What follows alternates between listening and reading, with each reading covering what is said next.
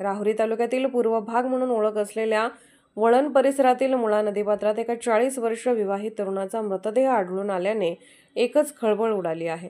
आदिनाथ बाळासाहेब आढाव, राहणार वळण, तालुका राहुरी असे मृत व्यक्तीचे नाव आहे। आज सोमवार दिनांक 10 फेब्रुवारी रोजी सकाळी 9 वाजता ही घटना उघडकीस आली आहे।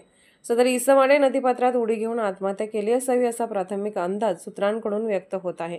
अधिक समजलेली माहिती अशी की तालुक्यातील पूर्व भाग म्हणून ओळखल्या जाणाऱ्या वळण येथील आदिनाथ उर्फ डिंगू बाळासाहेब आढाव हा शनिवारी मध्यरात्री आपल्या राहत्या घरातून अचानक गायब झाला होता।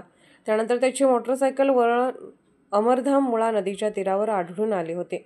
दरम्यान त्याचा सर्वत्र शोध घेतला असता तो मिळून न आल्याने राहुरी पोलीस ठाण्यात बेपत्ता झाल्याची मिसिंग तक्रार दाखल करण्यात आली होती।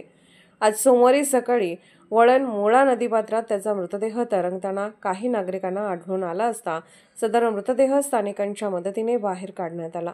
घटनेची माहिती मिळताच घटनास्थळी पोलीस कर्मचारी अशोक शिंदे, दीपक फुंदे, दिगंबर सोनटके आदी पोलीस पथकाने धाव घेत घटनास्थळाची पाहणी केली। तसेच पाहणी करत मृतदेह शवविच्छेदन करत अंत्यसंस्कार केले।